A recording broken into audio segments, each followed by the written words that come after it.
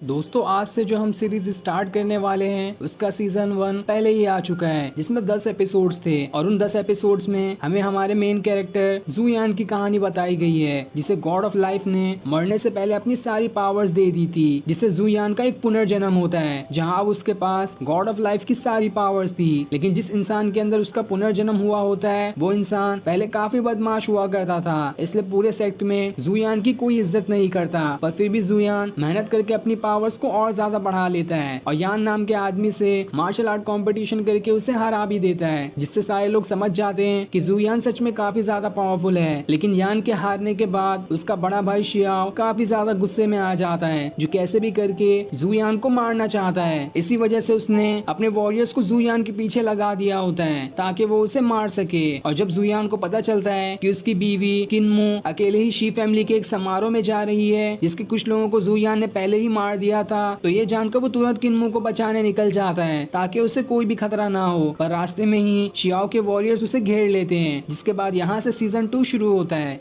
तो इस एपिसोड की शुरुआत में हम जुयान को देखते हैं, जिसके सामने वो तीनों वॉरियर्स आ चुके थे जो उससे फाइट कर रहे होते हैं। लेकिन जुयान भी कम पावरफुल नहीं था, वो अपनी स्वॉर्ड का इस्तेमाल करते हुए उन सभी से काफी बढ़िया तरीके से फाइट कर रहा होता है। तब उसकी पावर्स देखकर वो वॉरियर्स कहते हैं, अच्छा वो हमने यहाँ पर अपने साथियों को लेकर आया था, तुम तो सच में पावरफुल हो, लेकिन तब भी हमारे सामने नहीं टिक पाओगे। जिसके बाद वो दोबारा से जुयान के ऊपर अटैक करना शुरू कर देते हैं, जहाँ फिर अब देखते ही देखते दोनों के बीच काफी जबरदस्त फाइट शुरू हो जाती है। वो तीनों मिलकर जुयान को मारने की कोशिश कर रहे होते हैं, पर जुयान को तो एक खरोच तक नहीं आती और वो उनके अटैक से बचते हुए काफी बढ़िया तरीके से उनके ऊपर अटैक किए जा रहा होता है और उनकी स्वॉर्ड भी तोड़ देता है। ये देखकर बाकी लोग एकदम गुस्सा हो जाते हैं और पूरे गुस्से के साथ जुयान के ऊपर अटैक करने लगते हैं, लेकिन वो अब भी जुयान का कुछ नहीं बिगाड़ पाते। वहीं जुयान की स्वॉर्ड देखकर वहाँ पर मौजूद हुआन और फैंग भी हैरान रह जाते हैं कि जुयान तो सच में बहुत ज्यादा पावरफुल बन गया है। और इनमें से फैंग जुयान का दोस्त है और हुआन वो लड़की है जो हुआन को पसंद करती है, लेकिन हुआन उसे नहीं पसंद करता। लेकिन हुआन भी अपने फायदे के लिए ही बस जुयान का इस्तेमाल करना चाहती है। वहीं वो दोनों जुयान की स्वॉर्ड की तारीफ कर रहे होते हैं कि जुयान ने तो अपनी स्वॉर्ड को ब्रेक थ्रू कर लिया है, जिस वजह से उसकी स्वॉर्ड काफी ज्यादा पावरफुल दिखाई दे रही है। लेकिन तब वो वॉरियर्स भी अपनी पावर्स को और ज्यादा एक्टिवेट करना शुरू कर देते हैं, जिसके बाद वो जुयान के ऊपर काफी खतरनाक अटैक कर देते हैं। वो अपनी स्वॉर्ड से उन्हें रोकने की कोशिश करता है, लेकिन तब भी वो वहां से पीछे फेंका जाता है, जहां वो ये देखकर हैरान था कि अचानक से ये वॉरियर इतने ज्यादा पावरफुल कैसे बन गए। वहीं ये देखकर फैंग उसकी मदद करने के लिए जा रहा होता है, लेकिन हुआन उसे रोकते हुए कहती है, क्या तुम्हें पता भी है हम लिनआन सिटी में हैं, यहाँ पर तो हम आउटसाइडर हुए और हमारा किसी चीज में उंगली करना हमें मुसीबत में डाल सकता है, इसलिए तुम यहीं पर रुको। वहीं वो वॉरियर अब एक साथ मिलकर दोबारा से खतरनाक अटैक जुयान पे करना शुरू कर देते हैं, जिनका अटैक रोकने में उसे प्रॉब्लम हो रही होती है और उसे काफी ज्यादा चोट भी लग जाती है, जिसे देखकर वो खुद से कहता है, कहीं आज शायद मैं यहाँ पर मर ही ना जाऊं, क्योंकि इनका मुकाबला करने में मुझे काफी परेशानी हो रही है। लेकिन तब वो वहाँ से नीचे गिरते हुए दोबारा से अपने स्पिरिचुअल रैन में पहुंच जाता है, जहाँ पर उसे गॉड ऑफ लाइफ दिखाई देते हैं, जो उसे बहुत ही जोरदार थप्पड़ मारते हुए कहते हैं, तुम बेवकूफ इंसान, मैंने तुम्हें अपनी सारी पावर्स दे दी लेकिन तब भी तुम किसी काम के नहीं हो, तुम्हारी सारी कल्टिवेशन कहाँ चली गई जो तुम इतने से मामूली वॉरियर्स को नहीं हरा पा रहे हो, इसलिए जाओ और जिनमी स्वॉर्ड का इस्तेमाल करो उन वॉरियर्स को खत्म करने के लिए। तब ये सुनकर जुयान कहता है, जिनमी स्वॉर्ड, ये किस बला का नाम है, मैंने तो आज तक इस स्वॉर्ड के बारे में सुना ही नहीं। तब ये सुनकर गॉड ऑफ लाइफ उसे एक और जोरदार थप्पड़ मार देते हैं, जिससे जुयान 4 चक्कर नाच जाता है। जिसके बाद वो वहां पर से दोबारा रियल वर्ल्ड में पहुंच जाता है और अब वो समझ चुका था कि जिनमी स्वॉर्ड कौन सी है। जिसके बाद वो उस स्वॉर्ड की पावर्स को एक्टिवेट करना शुरू कर देता है और जैसे वो उस स्वॉर्ड की पावर्स को एक्टिवेट करता है, चारों तरफ बहुत ज्यादा ऑरा फैलने लगता है और वहां पर एक बहुत ही बड़ी और पावरफुल स्वॉर्ड आ जाती है और वो स्वॉर्ड बहुत ही ज्यादा बड़ी और पावरफुल दिखाई दे रही थी, जिसे देखकर ही वो वॉरियर्स एकदम घबरा जाते हैं कि आखिर ये किस तरह की स्वॉर्ड है। इसलिए वो सभी वहां से अपनी जान बचाते हुए भागने की कोशिश करते हैं, लेकिन जुयान अब कहाँ रुकने वाला था, वो अपनी पूरी की पूरी स्वॉर्ड को उनके ऊपर ही गिरा देता है, जिस वजह से उन सारे के सारे वॉरियर्स की हालत वहीं पर पतली हो जाती है और अब उनके अंदर दोबारा खड़े होने की भी हिम्मत नहीं बचती। जिसके बाद जुयान अपने रीइंकार्नेशन बॉल की मदद से उसके अंदर से एक स्पिरिट पिल निकालता है जो कि आखिरी बचा हुआ था, और उसका इस्तेमाल करते हुए वो खुद की पावर्स को दोबारा से हील कर लेता है, जिस वजह से वो दोबारा अपने स्पिरिचुअल वर्ल्ड में पहुंच जाता है। तब गॉड ऑफ लाइफ उसे एक और थप्पड़ मारते हुए कहते हैं, न जाने मैंने किस बेवकूफ को अपनी सारी पावर्स दे दी, ये तो किसी काम का नहीं है। तब जुयान भी उन्हें जवाब देते हुए कहता है, आप तो मर गए थे ना, तो हर बार मुझे थप्पड़ मारने के लिए क्यों आ जाते हैं, कहीं आप अभी तक जिंदा तो नहीं। तब ये सुनकर गॉड ऑफ लाइफ कहते हैं, अरे मैं तो उल्टा तुम्हारी मदद करने के लिए आता था ताकि तुम्हें गाइड कर सकूं, लेकिन तुम तो मुझे ही बुरा भला कह रहे हो। जिसके बाद वो ऑरा में बदलकर वहां से गायब होने लगते हैं, लेकिन गायब होने से पहले वो जुयान को चिल्लाते हुए कहते हैं, अपनी प्रैक्टिस पर ध्यान देना क्योंकि तुम बिल्कुल नालायक हो। और इतना कहने के बाद वो वहां से गायब हो जाते हैं। वही इस चीज को देखकर फैंग और हुआन एकदम हैरान रहते हैं कि आखिर जुयान ने इस तरह की खतरनाक टेक्निक को कैसे सीख लिया। ये तो काफी ज्यादा पावरफुल टेक्निक दिखाई दे रही थी। जुयान सच में पहले से बहुत ज्यादा पावरफुल बन गया है, न जाने इसके पास कौन सी ऐसी चीज हाथ लग गई है जिस वजह से इसकी पावर्स हवा की तरह बढ़ रही है। वही फैंग हुआन को आगे बताता है, कल मैंने इंपीरियल डाइनिंग रूम में जुनतियान सेट के एक डिसाइपल को देखा, न जाने वो वहाँ पर क्या कर रहा था। जिसपे हुआन कहती है, तुम जाओ और उस डिसाइपल की सारी जानकारी लाकर मुझे दे दो, मैं जानना चाहती हूँ कि आखिर वो कौन था। जिसपे फैंग मान जाता है और उससे कहता है, मैंने सुना है कि लिनान सिटी में एक समारोह चल रहा है, वहाँ पर बहुत सारी मुफ्त की शराब भी मिलेगी, इसलिए मैं तो वहीं पर जा रहा हूँ पहले, उसके बाद ही तुम्हारे काम के बारे में सोचूंगा। अगर तुम भी चलना चाहती हो तो आ सकती हो। जिसके बाद वो वहाँ से खुशी खुशी चला जाता है। इधर जुयान उस समारोह में आ जाता है जिसके अंदर उसकी बीवी किन्मो भी है। तब वहाँ पर कुछ लोग जुयान को देखकर उससे कहते हैं, अरे तुम तो वही जीनियस हो ना, तो तुम यहाँ पर आखिर क्या कर रहे हो, तुम जानते भी हो ये जगह सिर्फ जेंटलमैन लोग के लिए है, इसलिए आओ हमारे साथ बैठो, हमें तुमसे कुछ बातें करनी है। लेकिन तब जुयान कहता है, मैं तुम जैसे कचड़ा लोगों के साथ बातें नहीं करता, इसलिए मुझे यहाँ से आगे जाने दो। तब ये सुनकर वो लोग कहते हैं, आखिर तुम्हारी हिम्मत कैसे हुई हमें कचड़ा कहने की, बल्कि कचड़ा तो तुम ही हो क्योंकि तुम ही अपनी शादी के दिन अपनी बीवी की बजाय उसकी दोस्त के साथ थे, और ऐसा काम करने के बाद भी हमें तुम कचड़ा कह रहे हो, इसलिए चले जाओ यहाँ से, तुम जैसे लोगों की यहाँ पे जरूरत नहीं है। लेकिन तब भी जुयान वहाँ से आगे बढ़ने लगता है। तब ये देखकर एक मोटा आदमी उससे कहता है, ये जगह सिर्फ जेंटलमैन लोगों के लिए है, इसलिए वापस चले जाओ, मैं यहाँ पर जेंटलमैन हूँ और मैं तुम्हें यहाँ से बाहर जाने का ऑर्डर देता हूँ। तब ये सुनकर जुयान को गुस्सा आ जाता है और वो एक कुर्सी उठाकर मारना उसे शुरू कर देता है, जहाँ वो उससे कहता है, तुम जेंटलमैन हो ना, जेंटलमैन को दर्द नहीं होता, अब मार खाते जाओ खाली। तब ये देखकर बाकी लोग भी एकदम डर जाते हैं और अपनी दुम दबाकर वहाँ से भाग निकलते हैं ताकि जुयान उन्हें भी ना मारने लगे। दूसरी तरफ हम फैंग को देखते हैं जो एक लड़की के साथ चांद देख रहा होता है, जहाँ वो उससे कहता है, अगर मुझे मौका मिले तो मैं तुम्हें चांद पे लेके जाकर वहाँ पे शराब पीना पसंद करूंगा। जिसके बाद वो बातों ही बातों में उसके साथ क्लोज होने की कोशिश करता है, लेकिन वो लड़की उसे एक जोरदार थप्पड़ जड़कर वहाँ से चली जाती है। तब वहाँ पर जुयान आता है जिसे देखकर फैंग उससे कहता है, तुम तो पहले लव गुरु हुआ करते थे, तो मुझे कोई टिप्स दे दो ताकि मैं भी तुम्हारे जैसा लड़कियों के साथ घूम सकूं। तब ये देखकर जुयान उसे एक किताब देता है और उसे कहता है, इसमें कई सारी टेक्निक लिखी हुई है लड़कियों को अपने पास लेके आने के लिए, इसलिए इन टेक्निक का इस्तेमाल करो, मैं तो इन सारी टेक्निक में मास्टर हो चुका हूँ, तुम्हें नमूना देखना है तो रुको मैं अभी दिखाता हूँ। जिसके बाद वो वहाँ पर अपनी मार्शल आर्ट प्रैक्टिस के साथ डांस करना भी शुरू कर देता है। ये देखकर कई सारी लड़कियां अट्रैक्ट होते हुए उधर आने लगती है, जिस चीज से फैंग भी हैरान रह जाता है और जुयान से कहता है, आप तो सच में बहुत बड़े गुरु हो, आप भी मुझे सिखा दो कि ऐसा कैसे करते हैं। जिस पर जुयान कहता है, अरे तुम मेरे साथ रहोगे तो तुम भी बिल्कुल मेरे तरह ही हो जाओगे, मैं तुम्हें सारी चीजें सिखा दूंगा। लेकिन तभी वहाँ पर किन्मो आ जाती है। ये देखकर फैंग घबरा जाता है और जुयान से कहता है, भाई यहाँ से निकल ले वरना बहुत बुरा फंस जाएगा तू। लेकिन तब भी जुयान तो उसके ऊपर ध्यान ही नहीं देता, वो बस अपने ही भाषण किए जा रहा होता है। और तभी वहाँ पर किन्मो आकर अपनी सैंडल से एक जोरदार जुयान के पैर पे मार देती है, जिस वजह से जुयान वहीं पे गिर जाता है और फिर किन्मो गुस्से में वहाँ से जाने लगती है। जुयान उससे कहता है, अरे मेरी बात तो सुनो, मैं तुम्हें सारी चीजें बता सकता हूँ कि मैंने ये जानबूझ के नहीं किया, मैं तो बस फैंग को सिखा रहा था। लेकिन किन्मो उसकी एक नहीं सुनती और वहाँ से जाने लगती है। तब जुयान खुद से कहता है, इस फैंग के बच्चे को तो मैं जिंदा नहीं छोड़ूंगा, जब भी मेरे पास आता है कोई ना कोई मुसीबत आ जाती है। और फिर इसी फनी सीन के साथ ये एपिसोड यहीं पर एंड हो जाता है। Thanks for watching.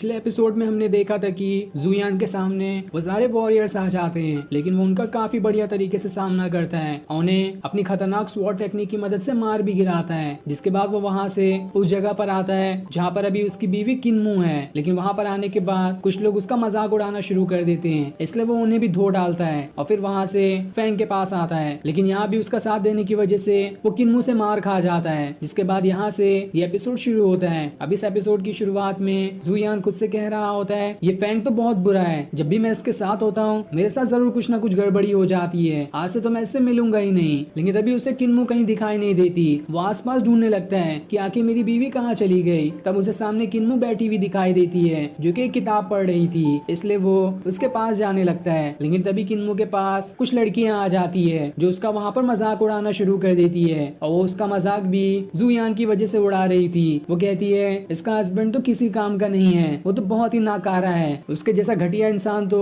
इस पूरे सिटी के अंदर कोई भी नहीं है। मैंने तो सुना था कि किन्मू तो बहुत ज्यादा टैलेंटेड है, उसे काफी सारी अच्छी अच्छी चीजें लिखने आती है। अगर उसकी जगह मैं इतनी ज्यादा टैलेंटेड होती तो कभी भी उस जुयान जैसे बेवकूफ इंसान से शादी नहीं करती। पर वो लोग इतना कहने पे भी नहीं रुकते और ज्यादा जुयान का मजाक उड़ाना शुरू कर देते हैं। अब तो वो जुयान को छोड़कर किन्मू का भी साथ साथ मजाक उड़ाने लगते हैं कि लगता है कि तुम्हें खुद ही कुछ नहीं आता होगा, तुम तो जुयान से भी ज्यादा बेवकूफ होगी, इसलिए तुमने उससे शादी की। वरना अगर किसी के पास इतना ज्यादा टैलेंट हो तो वो कभी भी इस बेवकूफ इंसान से शादी नहीं करेगा। वो बेवकूफ तो इतना बड़ा नालायक है कि अपनी शादी वाले दिन ही किसी और लड़की के साथ था। ये सुनकर किन्मू को बहुत ज्यादा बुरा लग रहा होता है, लेकिन तब भी वो उन्हें बस शांत होने कह रही होती है। वो उनके पास जरा सा भी गुस्सा नहीं दिखाती, जिस पर वो लड़कियां इसका और ज्यादा फायदा उठाते हुए उसका मजाक उड़ा रही होती है। वो उससे कहती है अगर तुम खुद को साबित करना चाहती हो तो हमें यहाँ पर कोई पोयम लिख के दिखाओ, उसके बाद ही हम मानेंगे कि तुम्हारे अंदर कुछ टैलेंट है, वरना हमें तो लगेगा कि तुम भी उस जुयान की तरह बेवकूफ ही हो। तब वहाँ पर दूसरी लड़की आकर उन लड़की को चुप करा देती है। वहीं ये सारी चीज देखकर जुयान को तो बहुत ज्यादा गुस्सा आ रहा होता है। उसका तो बस चलता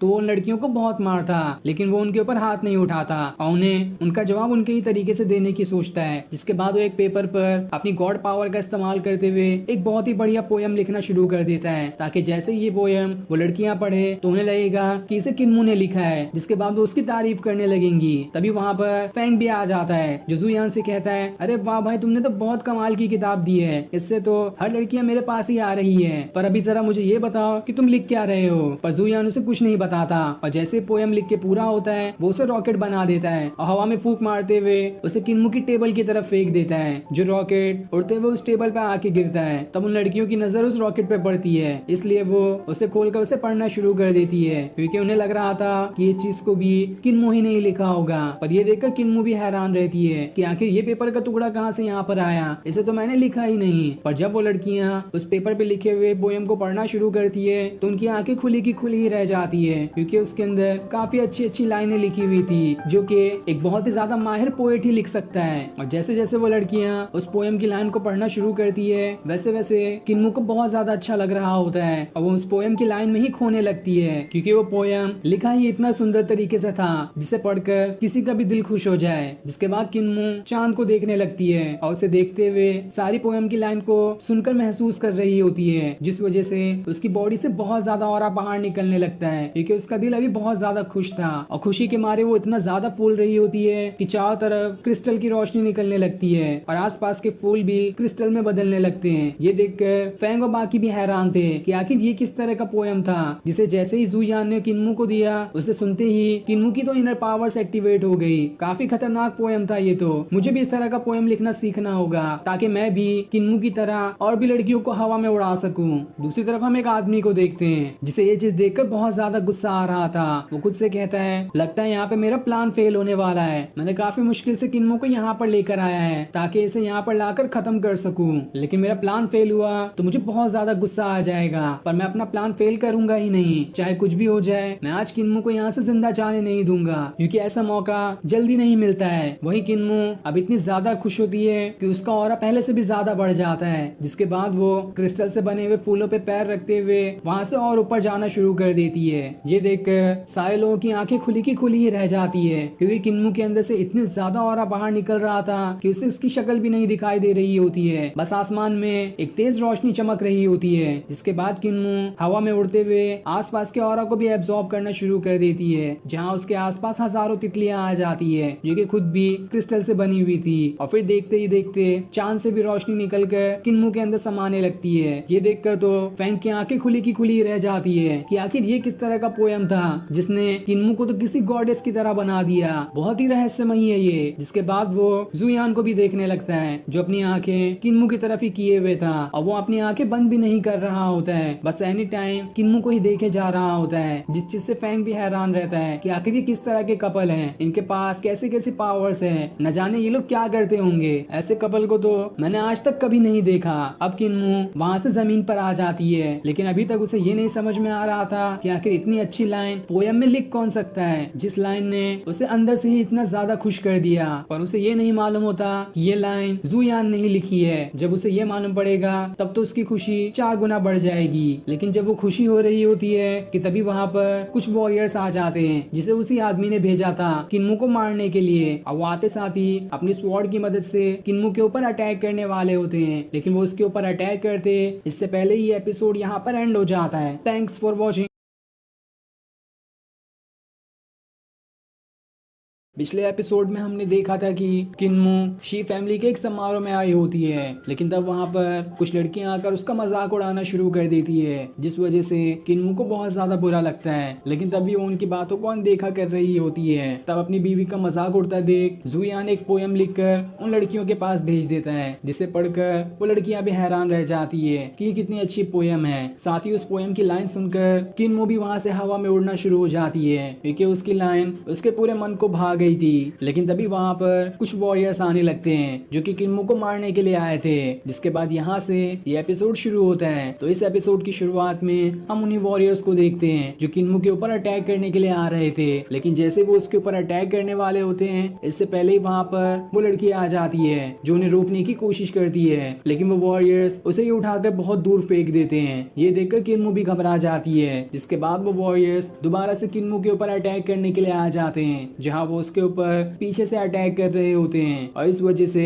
उसके हाथ में चोट भी लग जाती है। लेकिन वो वॉरियर्स अब भी नहीं रुकते और अपने पावरफुल वेपन को एक्टिवेट करते हुए किन्मू से लड़ने के लिए तैयार हो जाते हैं, जहां उन्होंने किन्मू को चारों तरफ से घेर लिया होता है। और अब किन्मू के पास यहाँ से भागने का रास्ता भी नहीं था, वो वहां पर घिर गई होती है। साथ ही वो लोग जो आसपास खड़े थे वो सभी एक जगह छुप जाते हैं ताकि ये सारी फाइट का तमाशा देख सके। वो तो कहते हैं कि ये सारे वॉरियर्स तो पोस्ट हीवन रेल्म में है, इन्हें हराना इतना आसान काम नहीं होगा, तो आखिर किन्मू कैसे इनसे बच पाएगी। वहीं हम एक वॉरियर को देखते हैं जो जैसे ही उड़ते हुए किन्मू के ऊपर अटैक करने वाला होता है, सही टाइम पर वहाँ पर जुयान आ जाता है जो ऐसा खतरनाक अटैक उस वॉरियर पे कर देता है कि वो वॉरियर वहीं पे मारा जाता है, जो कि जुयान के पास एक ही अटैक से मर गया था। जिसके बाद जुयान अपनी बीवी को वहाँ से उठाता है और अपने साथ खड़ा कर लेता है। लेकिन तब बाकी वॉरियर उससे कहते हैं तुम्हारी पावर्स तो सच में बहुत ज्यादा बढ़ गई है, लेकिन खैर कोई बात नहीं, आज एक के साथ एक फ्री मिलेगा मारने के लिए। जिसके बाद एक वॉरियर अपनी किलिंग हेड का इस्तेमाल करता है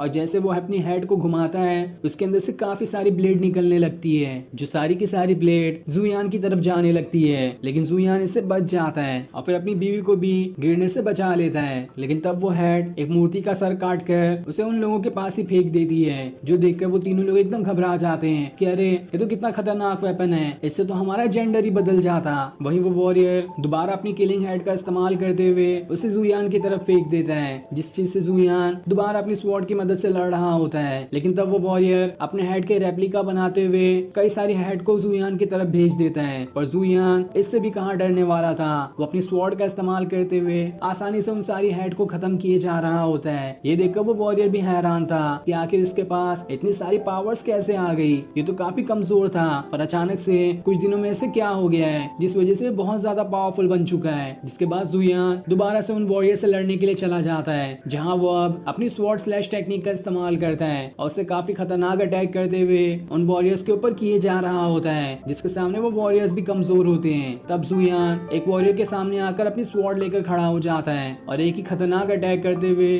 उस वॉरियर को वहीं पर काट देता है, जिस वजह से वो वॉरियर मारा जाता है। वहीं ये चीज देखकर वो तीनों लोग एकदम हैरान रहते हैं कि ये जुयान तो कितना कमजोर था और अचानक से इसे क्या हो गया जिसने पोस्ट ह्यूमन रैंक के वॉरियर्स को मार गिराया, वो भी एक नहीं 3-3 को। आखिर इसे हो क्या गया है? ऐसे कोई खजाना हाथ लग गया है क्या जिसकी पावर्स इतनी जल्दी बढ़ा देता है? इसका तो पता लगाना होगा। जिसके बाद जुयान किन्मू के पास आता है और उसका हाथ पकड़कर उसे शी फैमिली के लीडर के पास ले जाने लगता है। ये देखकर किन्मू भी हैरान रह जाती है कि तुम कहाँ पर जा रहे हो, वहाँ जाना ठीक नहीं है। तुम जानते भी हो कि शी फैमिली का लीडर कितना ज्यादा पावरफुल है, तुम उससे नहीं लड़ पाओगे। तब जुयान कहता है आखिर मैं कैसा हस्बैंड हुआ जब मैं तुम्हें कभी प्रोटेक्ट नहीं कर सकता, इसलिए मैं तुम्हारे साथ शी फैमिली के लीडर के पास जा रहा हूँ और उससे इसका जवाब मांगूंगा कि आखिर उसने इस तरह का खतरनाक अटैक तुम पर क्यों करवाया। जिस पर किन्मू कहती है ये बात तो अच्छी है लेकिन मुझे तुम्हारे लिए डर लग रहा है, कहीं तुम्हें वहाँ पर जाकर कुछ चोट न लग जाए। तब वो लड़की जुयान से कहती है किन्मू सही कह रही है, तुम्हें वहाँ पर नहीं जाना चाहिए। तुमने तो इन वॉरियर्स को मार दिया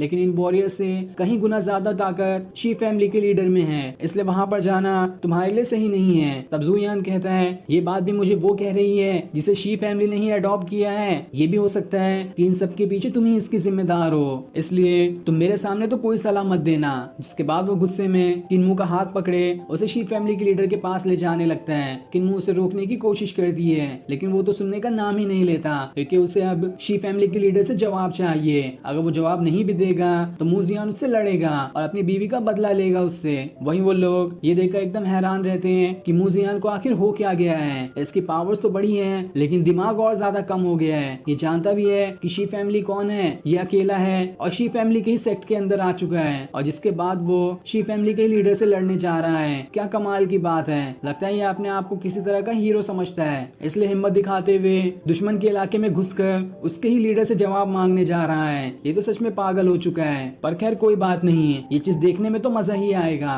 वही किन्मू ये सारी चीजें देखकर एकदम हैरान रहती है कि जुयान को अचानक से हो क्या गया है। पहले ये कितना डरपोक था और इसे कुछ भी नहीं आता था और अचानक से ये इतना ज्यादा पावरफुल और हिम्मत वाला कैसे बन गया। जिसके बाद जुयान शी फैमिली के लीडर के घर के पास आते हुए उसके दरवाजे पे ठोकने के बजाय सीधा दरवाजा ही चकनाचूर कर देता है। तब ये देखकर वहाँ पर कई सारे सिपाही आ जाते हैं जो सभी जुयान से लड़ना शुरू कर देते हैं, लेकिन जुयान भी उनका काफी अच्छे तरीके से मुकाबला करता है। जहाँ एक भी सिपाही उसके सामने नहीं टिक पाता और वो काफी खतरनाक हीरो की तरह उनसे फाइट किए जा रहा होता है। जहाँ वो उन्हें उठा उठा कर दूर फेंक रहा था और कोई भी सिपाही उसका बाल तक बांका नहीं कर पाता। तब ये देखकर बाकी बचे हुए सिपाही डर के मारे वहाँ से भाग जाते हैं। वही ये चीज देखकर वो तीनों लोग कहते हैं इसने तो कहा था कि शी फैमिली के लीडर से जवाब मांगेगा लेकिन उसने तो उसके कितने सारे सिपाहियों की जान ले ली। अब नहीं लगता कि ये मामला खाली बात करने से सुलझेगा, फाइट तो जरूर होगी। तब वहाँ पर शी फैमिली का लीडर आ जाता है जो कि बहुत ही ज्यादा गुस्से में था। वो आते साथ ही जुयान से कहता है आखिर तुम्हारी हिम्मत कैसे भी हमारे सिपाहियों की जान लेने की, तुम जानते भी हो किसके इलाके में खड़े होकर किसकी सिपाहियों की जान ली है तुमने। साथ ही वहाँ पर शियाओ भी होता है जो जुयान से आकर कहता है ये तुम्हारी सिटी नहीं है, ये शी फैमिली की सिटी है, यहाँ पर तुम्हारे कोई रूल नहीं चलने वाले, इसलिए तुमने यहाँ पर आकर बहुत बड़ी गलती कर दी है।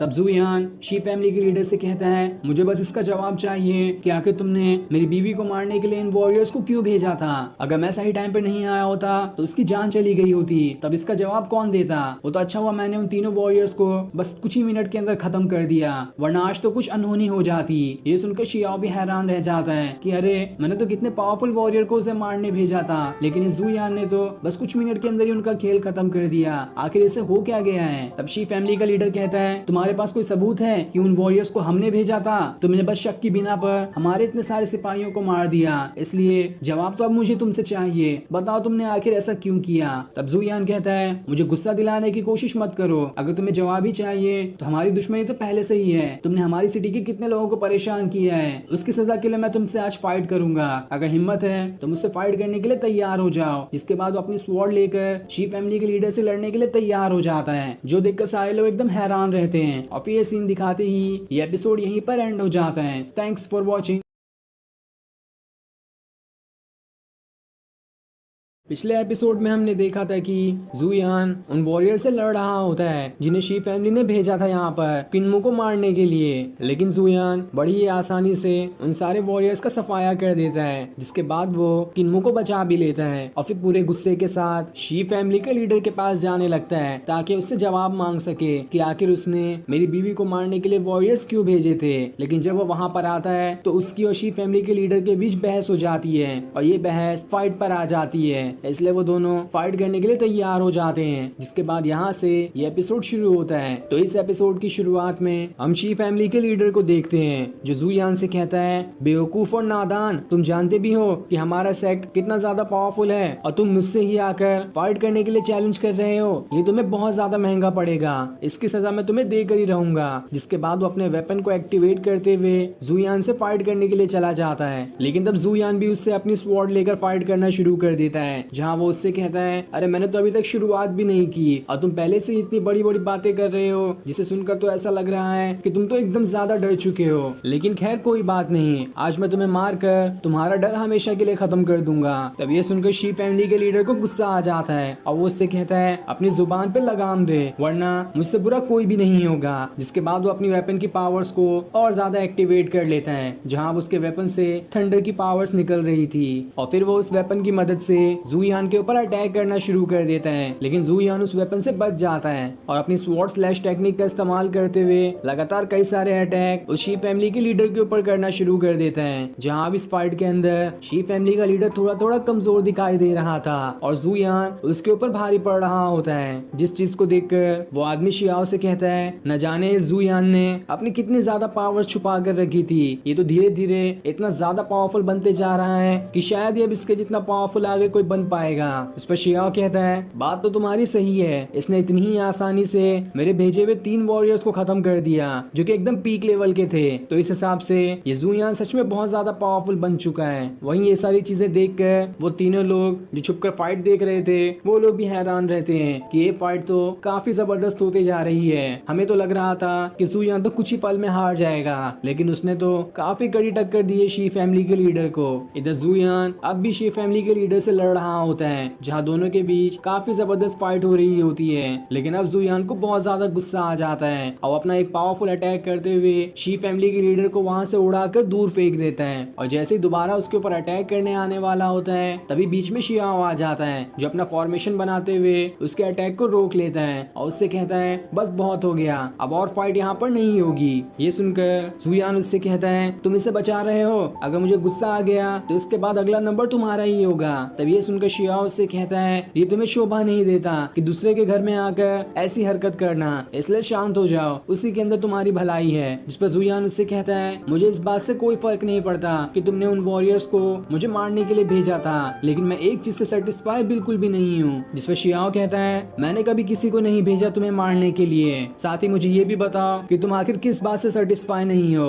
जिस पर ज़ुयान उससे कहता है, फर्स्ट सन का टाइटल तुमने मुझसे छीन लिया, इस चीज से मैं बिल्कुल भी सेटिस्फाई नहीं हूँ, क्योंकि किन्मू सबसे ज्यादा खूबसूरत लड़की है और जो भी खूबसूरत लड़की से शादी करता है उसी का नाम होता है कि उसे फर्स्ट सन कहा जाए, लेकिन उस टाइटल को तुमने मुझसे छीन लिया। ये सुनकर किन्मू भी हंसने लगती है कि ज़ुयान तो शियाओ को और ज्यादा गुस्सा कर रहा है। इस पर शियाओ बात को घुमाते हुए कहता है, मैं जानता हूँ कि फर्स्ट सन का टाइटल लेने के लिए बहुत लोग मरते हैं, लेकिन ये कोई ऐसा टाइटल नहीं कि कोई खुद से ही ले लिया जाए। ये टाइटल मुझे पहले से ही मिल चुका है, इसलिए अब से ये टाइटल मेरा हुआ और इस टाइटल को कभी ट्रांसफर भी नहीं किया जा सकता। जिस पर ज़ुयान कहता है, तो आज से तुम अपना नाम ही बदल लो और अपना नाम जंगली बतख रख लो, इससे तो तुम्हारा फर्स्ट सन वाला टाइटल अपने आप ही खत्म हो जाएगा। लेकिन शियाओ कहता है, ऐसा नहीं हो सकता, नाम बदलने से भी फर्स्ट सन का टाइटल नहीं जाता है। तब ये सुनकर ज़ुयान उससे कहता है, अगर नाम ट्रांसफर नहीं होता है तो अब तो मुझे तुम्हें मारना होगा, तुम्हारे मर जाने के बाद तो वो टाइटल ऑटोमेटिक मेरे पास आ जाएगा। ये सुनकर शियाओ से कहता है, आखिर तुम्हारी हिम्मत कैसे हुई मुझसे इस तरह से बात करने की, क्या तुम मुझसे चैलेंज करना चाहते हो? अगर हाँ तो मैं तैयार हूँ फाइट करने के लिए। तब ये सुनकर ज़ुयान कहता है, मैं तो कब से फाइट करने के लिए तैयार हूँ, आ जाओ मैदान में, अभी फैसला हो जाएगा कि किसके पास कितनी ज्यादा पावर्स है। ये देखकर वो तीनों लोग भी एकदम हैरान रह जाते हैं कि ज़ुयान को आखिर हो क्या गया है। पहले इसने शी फैमिली के लीडर को हराया, अब तो ये सीधे शियाओ से ही लड़ने के लिए तैयार हो गया है। न जाने इसके पास कौन सी दवा लग गई है जो इसे इतना ज्यादा पावरफुल बनाते जाती है और इसका कॉन्फिडेंट भी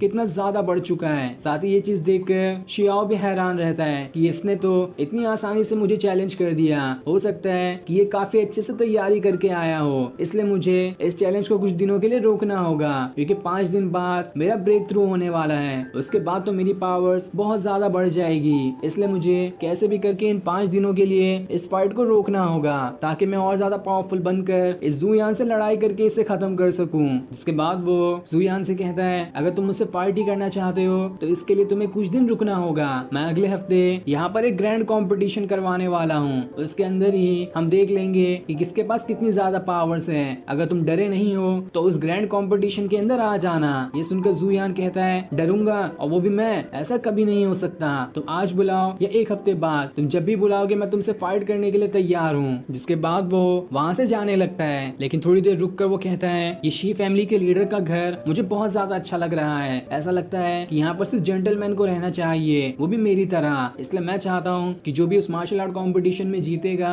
उसे ये घर दे दिया जाए। ये सुनकर शी फैमिली का लीडर एकदम हैरान रह जाता है कि अरे ये तो मेरे एंसेस्टर का हाउस है, इसे मैं किसी को कैसे दे सकता हूँ। लेकिन तब शियाओ कहता है ठीक है, मैं तुम्हारी शर्तें मानता हूँ। अगर तुम जीत गए तो उसके बाद से ये घर तुम्हारा हो जाएगा। शी फैमिली का लीडर उससे कहता है आगे तुम मेरे घर को कैसे दाव पे लगा सकते हो? तुम जानते भी हो कि ये कितना इंपॉर्टेंट है मेरे लिए। जिस पर शियाओ कहता है तुमने कैसे सोच लिया कि उस फाइट में मैं हार जाऊंगा? मैं जरूर उस फाइट को जीतूंगा और उसके बाद तुम्हारा घर तुम्हारे पास ही होगा। तब ये सुनकर जुयान अपनी बीवी को लिए वहाँ से जाने लगता है ताकि एक हफ्ते बाद आकर इस शियाओ को हरा सके। तब उसके जाने के बाद शी फैमिली का लीडर शियाओ से कह रहा होता है तुम नहीं जानते कि उसके पास अभी कितनी ज्यादा पावर्स आ चुकी है। मैंने उससे फाइट की है, वो एक नॉर्मल कल्टीवेटर से कहीं गुना ज्यादा पावरफुल बन चुका है। इसलिए मैं उसके सामने तो खड़ा तक नहीं हो पा रहा था और मेरे वेपन भी कोई काम के नहीं थे उसके सामने। तब ये सुनकर शियाओ को गुस्सा आ जाता है। वो उनसे कहता है अब मैं तुम्हें अपनी पावर्स दिखाता हूँ। जिसके बाद वो वहाँ पर एक बहुत ही बड़ा फॉर्मेशन बना लेता है और उस फॉर्मेशन के अंदर से काफी खतरनाक स्वॉर्ड स्लैश अटैक करते हुए सामने रखी एक मूर्ति को चकनाचूर कर देता है। ये देखकर शी फैमिली का लीडर और वो आदमी एकदम हैरान रह जाते हैं कि ये पावर्स तो कम नहीं है, ये काफी ज्यादा पावरफुल दिखाई दे रहा था। इसका मतलब साफ है कि शियाओ जुयान को काफी कड़ी टक्कर दे सकता है। इसके बाद शियाओ उनसे कहता है बस 5 दिन और 5 दिन बाद जुयान का इस दुनिया से खेल ही खत्म हो जाएगा। उस मार्शल आर्ट कॉम्पिटिशन में मैं उसे वहीं पर मार दूंगा। और उसके इतना कहते ही ये एपिसोड यहीं पर एंड हो जाता है। Thanks for watching. पिछले एपिसोड में हमने देखा था कि जुयान की शी फैमिली के लीडर के साथ फाइट शुरू हो जाती है, जहां दोनों काफी अच्छे से फाइट कर रहे होते हैं। लेकिन इस फाइट में जुयान बड़ी ही आसानी के साथ शी फैमिली के लीडर को हरा देता है। साथ ही उसने अब शियाओ को भी चैलेंज कर दिया था फाइट करने के लिए। तब शियाओ भी उसका चैलेंज मान जाता है, लेकिन वो ऐसे सामने चैलेंज नहीं करना चाहता था। इसलिए वो एक हफ्ते का टाइम लेता है ताकि एक हफ्ते बाद एक मार्शल आर्ट कॉम्पिटिशन करके वो उससे लड़ सके। जिस पर जुयान मार्शल आर्ट कॉम्पिटिशन के लिए मान जाता है, जिसके जीतने के शर्त पे वो शी फैमिली के लीडर का घर भी मांगता है। इसलिए शियाओ इस शर्त पे भी राजी हो जाता है। जिसके बाद जुयान किन्मू को लिए वहाँ से चला जाता है और अब यहाँ से ये एपिसोड शुरू होता है। तो इस एपिसोड की शुरुआत में हम जुयान को देखते हैं जो किन्मू का हाथ पकड़े उसे उसके घर के पास लेकर आ जाता है, जहाँ किन्मू तो थोड़ा शर्मा रही होती है। वो उससे कहती है तुम मेरा हाथ छोड़ दो ताकि मैं घर के अंदर जा सकूं, क्योंकि तुमने काफी टाइट करके मेरा हाथ पकड़ा हुआ है। ये सुनकर जुयान उससे कहता है अरे मुझे माफ कर देना, मैंने तो उस पर ध्यान ही नहीं दिया। जिसके बाद वो उसका हाथ छोड़ देता है और फिर किन्मू वहाँ से अपने घर के अंदर जाने लगती है। लेकिन जाते जाते वो जुयान को चेतावनी देते हुए जाती है कि मैं तो अब भी चाहती हूँ कि तुम शियाओ से फाइट ना करो, क्योंकि इसके पास काफी ज्यादा पावर्स है। साथ ही उसने अभी फाइट करने से मना कर दिया और एक हफ्ते बाद की फाइट रखी है। मुझे तो इसमें उसकी कोई चाल लगती है, इसलिए बेहतर यही होगा कि तुम वहाँ पर ना जाओ। जिस पर जुयान कहता है तुम्हें मुझ पर भरोसा नहीं है क्या? मैं आसानी से उस शियाओ का खेल ही खत्म कर दूंगा। वो आज फाइट करने बुलाए या फिर एक हफ्ते बाद, मुझे इससे कोई फर्क नहीं पड़ता कि उसके पास कितनी ज्यादा पावर्स आ गई हो। जिसके बाद वो वहाँ से चला जाता है। अब जुयान जैसे ही थोड़ी दूर आता है उसे वहाँ पर हुआन दिखाई देती है जो एक छत के ऊपर बैठी हुई थी। ये देखकर वो हैरान रह जाता है कि आखिर इतनी रात को ये हुआन अकेले छत पे बैठे हुए क्या कर रही है, इसका क्या प्लान हो सकता है। तब हुआन उससे कहती है तुम्हें मुझ पर शक करने की कोई जरूरत नहीं है, मेरा कोई भी प्लान नहीं है। मैं तो बस तुम्हें यहाँ ये बताने आई थी कि शियाओ की एक हफ्ते के अंदर अपनी कल्टीवेशन पूरी होने वाली है, इसलिए उसने एक हफ्ते का टाइम दिया है तुमसे फाइट करने के लिए। यही वजह है कि मैं तुम्हें यहाँ पर सावधान करने आई हूँ ताकि तुम उससे फाइट करने के लिए ना जाओ। लेकिन जुयान को तो अब भी कोई फर्क नहीं पड़ता, वो शियाओ से फाइट करने के लिए अभी तक के तैयार होता है। तब ये सुनकर हुआन उससे कहती है मेरे साथ चलो, मैं तुम्हें कुछ दिखाना चाहती हूँ। लेकिन जुयान कहता है मुझे तो इसमें कुछ डाउट लग रहा है, इसलिए मैं अभी तो तुम्हारे साथ नहीं जा सकता। लेकिन तब हुआन उससे कहती है मैं चाहती चाहती हूँ कि तुम मेरा एक छोटा सा काम करो, जो चीज मैंने अभी तुम्हें बताई है तुम उसे सीक्रेट रखना। उसके बाद तुम जान जाओगे कि आखिर मैं तुम्हें इसे सीक्रेट रखने के लिए क्यों कह रही हूँ। और इतना कहने के बाद वो वहाँ से चली जाती है। ये देखकर जुयान खुद से कहता है ये हुआन और फेंग बिल्कुल अलग ही किस्म के लोग हैं, इन्हें समझना तो मेरे बस की ही बात नहीं है। अब हम अगले दिन का सीन देखते हैं, जहाँ पर जुयान किन्मू के फादर के पास आया होता है, जो उसे काफी ज्यादा चिल्ला रहे होते हैं। वो उससे कहते हैं तुम जानते भी हो कि शियाओ कितना ज्यादा पावरफुल है, तुमने तब भी उससे फाइट करने का चैलेंज एक्सेप्ट कर लिया। तुम्हें वहाँ पर उससे फाइट करने के लिए भेजना मतलब कि साफ साफ ये है कि तुम्हारी वहाँ पर जान जाने वाली है। इस पर जुयान कहता है अरे फादर इन लॉ परेशान क्यों होते हैं, मेरे पास कम पावर्स नहीं है, मैं बड़ी ही आसानी के साथ उस शियाओ का वहीं पर खेल खत्म कर दूंगा, इसलिए आपको जरा भी टेंशन लेने की कोई जरूरत नहीं है। जिसके बाद वो वहाँ पर अपनी एक टेक्निक भी दिखाता है कि उसके पास अभी कितनी ज्यादा पावर्स है, और उस टेक्निक के हिसाब से वो वहाँ पर अपने कई सारे डुप्लीकेट बना लेता है। ये देखकर किन्मू के फादर भी हैरान रह जाते हैं कि इसके पास तो सच में अच्छी टेक्निक है। जिसके बाद जुयान उनसे कहता है अगर आपको कुछ और नहीं कहना है तो क्या मैं यहाँ से जा सकता हूँ, क्योंकि मुझे अपनी काफी सारी प्रैक्टिस करनी है। तब उसके जाते हुए देखकर किन्मू के फादर उसे रोक लेते हैं, अपने मन में कुछ सोचने लगते हैं, जहाँ वो खुद में ये कहते हैं कि जुयान के पास तो अब काफी ज्यादा पावर्स आ चुकी है और ये अब अच्छी अच्छी कल्टीवेशन को संभालने के लायक है, इसलिए अब मुझे उस टेक्निक को इसे दे देना चाहिए जो कि इसके फादर ने मुझे दी थी अपनी अमानत समझकर, ताकि मैं बाद में जुयान को वो टेक्निक सिखा सकूं। तो अब मुझे लगता है कि वो टाइम आ चुका है जुयान को वो टेक्निक सिखाने का। जिसके बाद वो जुयान को प्रैक्टिस ग्राउंड में ले जाने लगते हैं ताकि उसे वहाँ पर वो टेक्निक सिखा सके जो उसके फादर ने छोड़ी थी।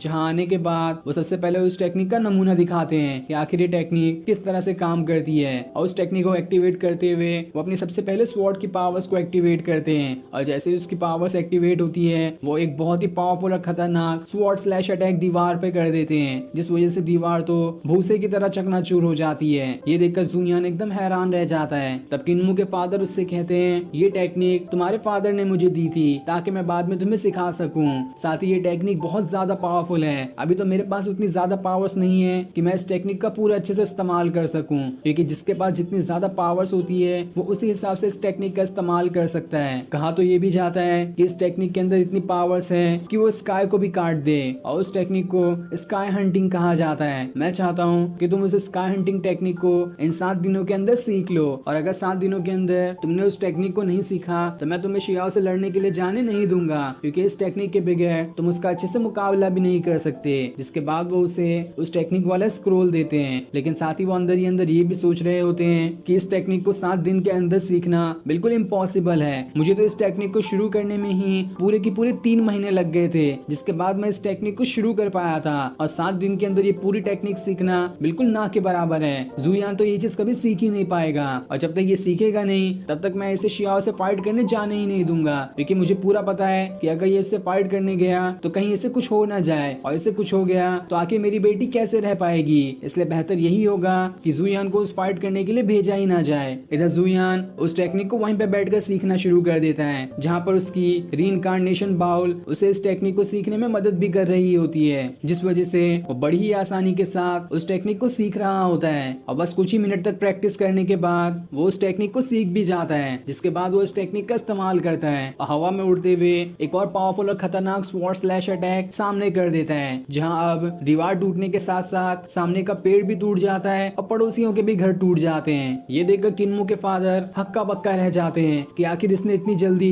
इतनी पावरफुल टेक्निक को कैसे सीख लिया, जिसे शुरू करने में ही मुझे 3 महीने लग गए थे। तब ये सुनकर जुयान उनसे कहता है इस बुक के अंदर तो काफी सारे वर्ड्स लिखे हुए थे जिन्हें समझने में इस मेरे रीइंकार्नेशन बाउल ने मदद की, पर अब भी मुझे कुछ वर्ड समझ में नहीं आ रहे हैं, तो क्या आप मुझे उन वर्ड्स का मतलब बता सकते हैं ताकि मैं इस टेक्निक को और अच्छे से सीख सकूं। तब ये सुनकर किन्मू के फादर घबरा जाते हैं कि मुझे 3 महीने लग गए थे इस टेक्निक को शुरू करने में, और अब ये मुझसे ही कुछ चीज सीखने के लिए आ रहा है। मैं तो इस टेक्निक को अच्छे से जानता भी नहीं जितना ये जुयान ने 2 मिनट के अंदर सीख लिया, तो आखिर मैं इसके सवालों का कैसे जवाब दे पाऊंगा। इसलिए मुझे कुछ नया तरीका अपनाना होगा इससे पीछा छुड़ाने के लिए। जिसके बाद वो जुयान से कहते हैं लाओ अपना स्क्रोल मुझे दो, और वो उसे लेकर वहाँ से दूर फेंक देते हैं। जिसके बाद वो उससे कहते हैं तुम्हें अपनी रिसर्च खुद करनी चाहिए, जब तुम खुद से सीखने की कोशिश करोगे तभी तुम्हें अच्छे से वो टेक्निक आएगी। और इतना कहने के बाद वो अपना पसीना पोंछते हुए वहाँ से जाने लगते हैं कि अब तो उनकी जान बच गई, वरना तो आज जुयान के सामने उनकी बड़ी बेइज्जती होती।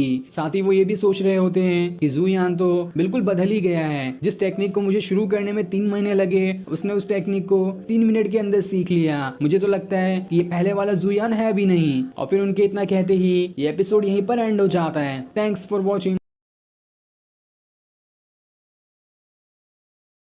पिछले एपिसोड में हमने देखा था कि जब किन्मुई के फादर को ये पता चलता है कि जुयान शियाओ से फाइट करने जा रहा है तो वो काफी ज्यादा गुस्सा हो जाते हैं, क्योंकि उन्हें नहीं लग रहा था कि जुयान उस शियाओ से फाइट कर पाएगा। लेकिन जब शियाओ उन्हें अपनी पावर्स दिखाता है तो उन्हें थोड़ा थोड़ा यकीन होने लगता है। इसलिए वो उसे एक टेक्निक सिखाते हैं जो कि जुयान के फादर ने ही उन्हें सिखाई थी, ताकि इस टेक्निक की मदद से जुयान शियाओ को हरा सके। इसलिए जुयान बड़ी ही आसानी के साथ उस टेक्निक को सीख जाता है। जिसके बाद यहाँ से एपिसोड शुरू होता है। तो इस एपिसोड की शुरुआत में हम जुयान को देखते हैं जो कि उस स्क्रॉल की जो जो चीजें उसे समझ नहीं आई थी वो उन्हें सीखने की कोशिश कर रहा होता है, ताकि वो उस स्क्रॉल को पूरी तरह से अच्छे से समझ सके। साथ ही इस चीज में उसका रीइंकार्नेशन बाउल मदद भी कर रहा होता है, ताकि वो आसानी से उन सभी टेक्निक को सीख जाए। इसलिए वो उस स्क्रॉल की बची हुई टेक्निक को भी सीखना शुरू कर देता है, जिसमें अलग अलग तरह की टेक्निक लिखी होती है। और थोड़ी देर प्रैक्टिस करने के बाद उसका रीइंकार्नेशन बाउल उसे वो बची हुई टेक्निक भी सिखा देता है, जिस वजह से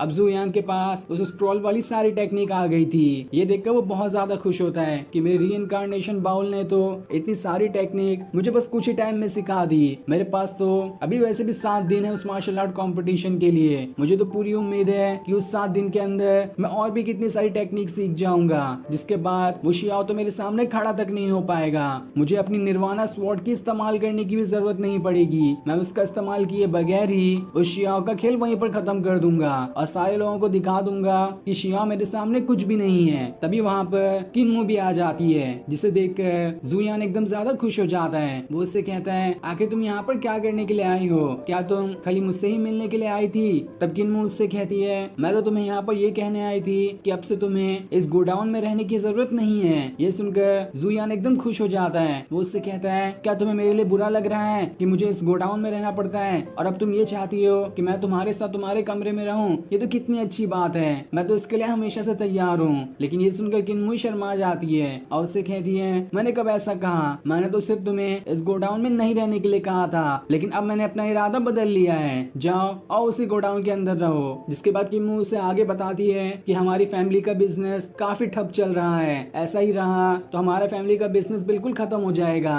बिल्कुल जाओ फैमिली की तरह। ये सुनकर जुयान हैरान रह जाता है कि अरे ये जाओ फैमिली कौन है? मैंने तो पहली बार इनके बारे में सुना है। तब किन्मू उसे बताती है हमारे यहाँ पर आने से पहले यहाँ पर जाओ फैमिली रहा करती थी, जिनका भी वेपन का बिजनेस था, लेकिन उनका बिजनेस बिल्कुल खत्म हो गया। और जाओ फैमिली का लीडर जिसका नाम जाओ शैन है वो एक भिखारी बन चुका है और गली गली भटकता फिरता है। इसलिए मैं नहीं चाहती कि हमारा बिजनेस भी उसी तरह का हो जाए जिससे मेरे फादर को वैसा करने की नौबत आए। इसलिए हमें काफी ज्यादा मेहनत करनी होगी ताकि हमारा बिजनेस बहुत अच्छे से चल सके। ये सुनकर जुयान एकदम हैरान रह जाता है। और फिर किन्मू के वहाँ से जाने के बाद जुयान खुद में सोचने लगता है कि अब तो मुझे जाओ शैन से मिलना ही होगा। ये तो मुझे कमाल का इंसान लग रहा है, शायद हो सकता है कि मैं उसकी मदद करूं तो बाद में हमारे फैमिली के बिजनेस को बढ़ाने में और मदद कर सकता है। इसलिए वो जाओ शैन को ढूंढने के लिए वहाँ से निकल जाता है। अब जुयान वहाँ से आगे बढ़ते हुए एक इलाके में आ जाता है जहाँ पे ज्यादातर भिखारी लोग ही रहा करते हैं। इसलिए वो एक भिखारी को पैसे देकर जाओ शैन को वहाँ पर ढूंढने लगता है ताकि उसे जाओ शैन यहाँ पर मिल जाए, क्योंकि अगर वो भिखारी बन चुका है तो हो ना हो वो यहीं पर होगा। तभी उसे कुछ भिखारी एक दूसरे भिखारी को मारते हुए दिखाई देते हैं और वो भिखारी कोई और नहीं बल्कि जाओ शैन ही होता है जिसे बाकी भिखारी लोग मार रहे थे। वो सभी उससे कहते हैं पहले तुम हुआ करते थे जाओ फैमिली के लीडर, लेकिन अब तो तुम हमसे भी ज्यादा बड़े भिखारी हो। तब जुयान वहाँ पर आकर जाओ शैन से कहता है लगता है तुम्हारी हालत तो अब काफी ज्यादा खराब हो चुकी है, क्या तुम्हें कुछ मदद चाहिए? तब ये सुनकर वो भिखारी जो जाओ शैन को मार रहे थे वो उससे कहते हैं आखिर तुम हो कौन और तुम्हारी हिम्मत कैसे हुई यहाँ पर आने की? तुम जानते भी हो यह हमारा इलाका है और यहाँ पर मेरी परमिशन के बगैर कोई आ नहीं सकता। लगता है तुम्हें अपनी जान प्यारी नहीं है, इसलिए तुम्हें सबक सिखाना होगा। वही जाओ शैन जुयान से कहता है मेरी मदद करो, इन लोगों ने मुझे बहुत मारा है, मेरी एक एक हड्डी टूट चुकी है, मैं खड़े होने के भी लायक नहीं हूँ, मेहरबानी करके मुझे यहाँ से बाहर निकालो। तब ये सुनकर वो भिखारी लोग उससे कहते हैं कोई नया आदमी देखा नहीं कि तू तुमने उनके सामने हमारी बुराई करना शुरू कर दिया, इसकी सजा तुम्हें जरूर मिल के रहेगी। तब वहाँ पर जुयान आता है जो अपनी नीडल फॉर्मेशन का इस्तेमाल करते हुए जाओ शन को ठीक करने की कोशिश कर रहा होता है, जहाँ वो अपने फॉर्मेशन के साथ साथ कई सारी नीडल भी निकाल लेता है और उसे जाओ शन की बॉडी के अंदर डालते हुए उसके सारी चोटों को ठीक करने की कोशिश कर रहा होता है ताकि वो बिल्कुल ठीक हो सके। तब जैसे जैसे उसके अंदर सुई जा रही होती है, जाओ शन को काफी अच्छा महसूस हो रहा होता है क्योंकि उसकी जो भी हड्डियां टूटी थी वो धीरे धीरे करते हुए वापस से ठीक हो रही होती है। साथ ही जुयान उससे कहता है ये तो बस शुरुआत ही है, मैं रुको तुम्हें पूरी तरह से ठीक कर देता हूँ और जो तुम्हारे पास पहले पावर्स नहीं थी वो भी तुम्हें दे दूंगा। जिसके बाद वो अपनी गॉड पावर का इस्तेमाल करते हुए कैसे किसी इंसान को अच्छे से ठीक किया जा सकता है वो टेक्निक ढूंढने लगता है और जैसे उसे वो टेक्निक मिलती है वो उस टेक्निक का इस्तेमाल करते हुए जाओ शन को पूरी तरह से ठीक कर देता है। जहाँ अब वो हवा में उड़ने लग गया था लेकिन अभी उसके पास भिखारी वाले ही कपड़े होते हैं, इसलिए जुयान उसे एक बढ़िया से कपड़े भी दे देता है। जिसके बाद जाओ शन अब पूरी तरह से ठीक हो चुका था और उसके पास काफी सारी पावर्स भी आ गई होती है। ये देखकर वो एकदम ज्यादा खुश होता है कि अरे वाह, पिछले 3 साल से मैं इस चीज का इंतजार कर रहा था, आज मुझे वो मौका मिल ही गया, आज मेरी पावर्स पूरी तरह से रिकवर हो चुकी है। ये देखकर तो उन भिखारियों के पसीने छूट जाते हैं जो उसे मारा करते थे। वो कहते हैं आखिर ये लड़का था कौन जिसने इस भिखारी को पूरी तरह से ठीक कर दिया, लगता है हमें यहाँ से भागना ही होगा वरना ये तो हमारी जान ही ले लेगा। लेकिन तब जाओ शन उनसे कहता है तुम लोगों ने मुझे बहुत परेशान किया है, इसकी सजा मैं चुन चुन के तुमसे लूंगा, इसलिए आज का दिन तुम्हारे लिए आखिरी होगा। जिसके बाद वो अपनी पावर्स को एक्टिवेट करना शुरू कर देता है। ये देखकर वो भिखारी उससे माफी मांग रहे होते हैं कि मेहरबानी करके हमें यहाँ से जाने दो, हमने जो किया वो हमारी गलती थी, दोबारा ऐसा करने की कोशिश कभी नहीं करेंगे। लेकिन जाओ शन तो बिल्कुल गुस्से में था, वो एक ही खतरनाक अटैक करते हुए उन तीनों भिखारियों का खेल वहीं पर खत्म कर देता है। जिसके बाद वो जोर जोर से हंसना शुरू कर देता है कि आज मेरी पावर्स दोबारा से वापस आ चुकी है और जिसने भी मेरे साथ ऐसा किया है मैं उसका बदला जरूर लेकर रहूंगा। तब ये देखकर जुयान उससे कहता है बस बस बहुत हो गया, अब चलो मेरे साथ, मुझे तुमसे कुछ काम है, इसी काम को करने के लिए तो मैंने तुम्हें ठीक किया है। लेकिन तब ये सुनकर जाओ शन उससे कहता है तुमने मुझे तो ठीक कर दिया लेकिन अब मैं पूरी तरह से पावरफुल बन चुका हूँ और अब से मैं तुम्हारी बात तो बिल्कुल नहीं सुनूंगा। जिसके बाद वो उसके ऊपर अटैक करने की तैयारी करने लगता है। लेकिन तब ये देखकर जुयान वहाँ पर अपनी निर्वाणा स्वॉर्ड को समन कर लेता है जो कि बहुत ही बड़ी और पावरफुल स्वॉर्ड दिखाई दे रही थी। ये देखकर जाओ शन तो एकदम घबरा जाता है कि आखिर इसके पास इतनी खतरनाक स्वॉर्ड कैसे आ गई। तब जुयान उससे कहता है जो चीज मैंने तुम्हें दी है वो वापस भी ले सकता हूँ और जैसी हालत तुम्हारी भिखारी होने के टाइम थी उससे भी बुरी हालत कर दूंगा अगर तुमने मेरी बात नहीं सुनी, इसलिए मेरे सामने झुक जाओ। तब ये सुनकर जाओ शन की हालत एकदम खराब हो जाती है और वो जुयान के सामने झुकते हुए कहता है आज से मैं आपको अपना यंग मास्टर कहूंगा और आप जो भी करने के लिए कहेंगे मैं वो बिल्कुल करने के लिए तैयार हूँ। जिस पर जुयान कहता है ये हुई ना बात। जिसके बाद वो उसे एक लेटर दे देता है और उसे ये कहते हुए जाता है जो इसमें लिखा हुआ है वो कर देना वरना तुम्हारी जान की खैर नहीं। तब जाओ शन जब उस लेटर को देखता है तो उसमें लिखा हुआ था कि कुछ वेपन के बॉक्स को किन्मू के फैमिली के पास लेकर जाना है ताकि वो उन्हें बेचकर अपना बिजनेस और बढ़ा सके। लेकिन इस चीज में जुयान का नाम नहीं आना चाहिए, ये बस बिल्कुल अनजान में ही करना होगा ताकि किसी को ना मालूम पड़े कि ये काम जुयान ने किया है। ये पढ़कर जाओ शन इस काम को करने के लिए तैयार हो जाता है और फिर सीन दिखाते ही ये एपिसोड यहीं पर एंड हो जाता है। Thanks for watching.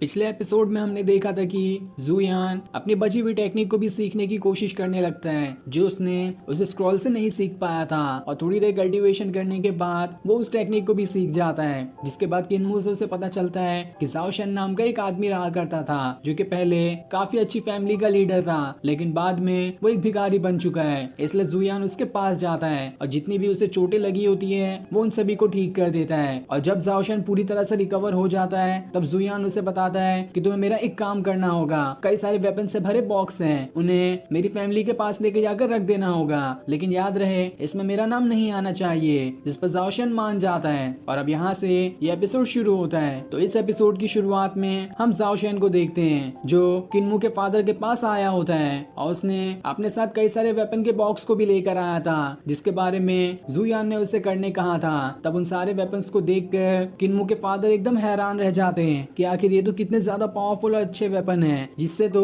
काफी अच्छा बिजनेस हो सकता है। जिसके बाद वो जाओशन का शुक्रिया करने लगते हैं इतने अच्छे वेपन उन्हें देने के लिए। जिस पर जाओशन कहता है, अरे अरे इसमें ऐसी क्या खास बात है, मैं तो आपके लिए और भी काफी सारी गिफ्ट ला कर दे सकता हूँ, और इस गिफ्ट के बारे में भी मुझे एक खास आदमी नहीं कहा था ताकि आपको गिफ्ट ला कर दूं। ये सुनकर किन्मो के फादर हैरान रह जाते हैं कि आखिर वो खास आदमी कौन था। वो उससे उस आदमी के बारे में पूछते हैं, लेकिन तभी वहाँ पर जुयान आता है जो जाओशन को इशारा करते हुए कहता है, अगर तुमने मेरा नाम बताया तो मैं यहीं पे तुम्हें मार दूंगा। इसलिए जाओशन एकदम घबरा जाता है और फिर वो बहाना मारते हुए इस बात को ही हटा देता है कि ताकि उसके मुंह से गलती से ना निकल जाए कि ये काम जुयान नहीं करवाया है। तब किन्मो के फादर वहाँ पर जुयान को देख लेते हैं और उससे कहते हैं, तुम आखिर यहाँ पर कर क्या रहे हो। जिस पर जुयान कहता है, अरे मैं तो बस आपका हाल पूछने आया था कि कहीं आपको किसी चीज में कोई जरूरत तो नहीं। जिस पर किन्मो के फादर उसे मारना शुरू कर देते हैं और उससे कहते हैं, तुम यहाँ पर लड़कियों की तरह बातें सुन रहे हो, इससे अच्छा तो तुम्हें जाकर अपना कल्टीवेशन करना चाहिए था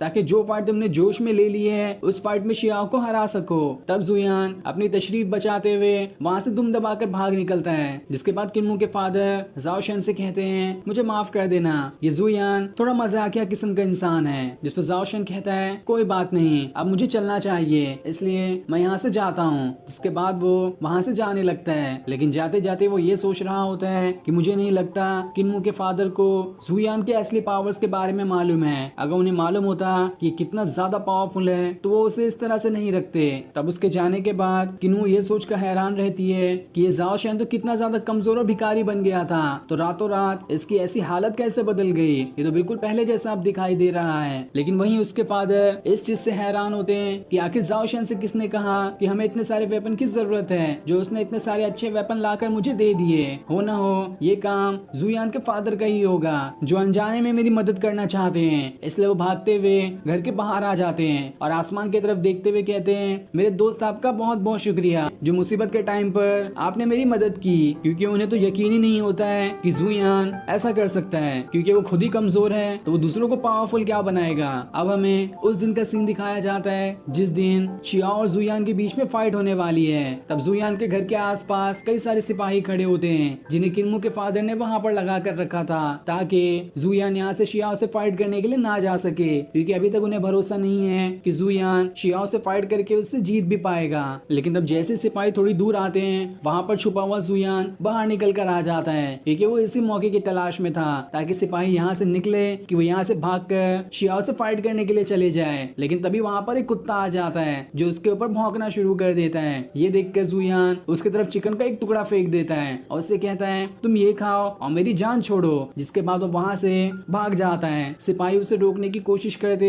लेकिन कोई फायदा नहीं होता और वो वहाँ से शियाओ से फाइट करने के लिए निकल जाता है। दूसरी तरफ हम उस बैटल एरिना को देखते हैं जहाँ पर जुयान और शियाओ के बीच फाइट होगी और वहाँ पर शियाओ पिछले 3 घंटे से जुयान का इंतजार कर रहा होता है कि आखिर वो कब यहाँ पर आएगा और उसे मैं फाइट करके उसे आज यहाँ पर जान से मार सकूं। साथ ही वहाँ पर आसपास खड़े हुए लोग जुयान के बारे में ही कह रहे होते हैं कि मुझे तो लगता है कि जुयान डर गया जब उसे मालूम हुआ होगा कि वो शियाओ के सामने कुछ भी नहीं है, तो वो इस कंपटीशन को ही छोड़कर यहाँ से भाग गया है ताकि उसे शियाओ से ना लड़ना पड़े। और ये बात तो सही भी है क्योंकि जुयान शियाओ के सामने तो रद्दी बराबर भी नहीं है, तो वो आखिर क्या ही इससे लड़ लेगा। वहीं पर फेंग और हुआन भी होते हैं जो दोनों भी आपस में बात कर रहे थे कि जुयान अभी तक यहाँ पर आया क्यों नहीं, उसने तो खुद ही चैलेंज लिया था और अब यहाँ पर सभी लोग उसका 3 घंटे से इंतजार कर रहे हैं, लेकिन अभी तक यहाँ पर क्यों नहीं आया। पर हुआन को तो भरोसा होता है कि जुयान कैसे भी करके यहाँ पर आएगा ही। तब एक सिपाही शियाओ से कहता है, पिछले 3 घंटे निकल चुके हैं, जुयान अभी तक नहीं आया, तो क्या इस फाइट को बंद कर देना चाहिए। लेकिन इस चीज से तो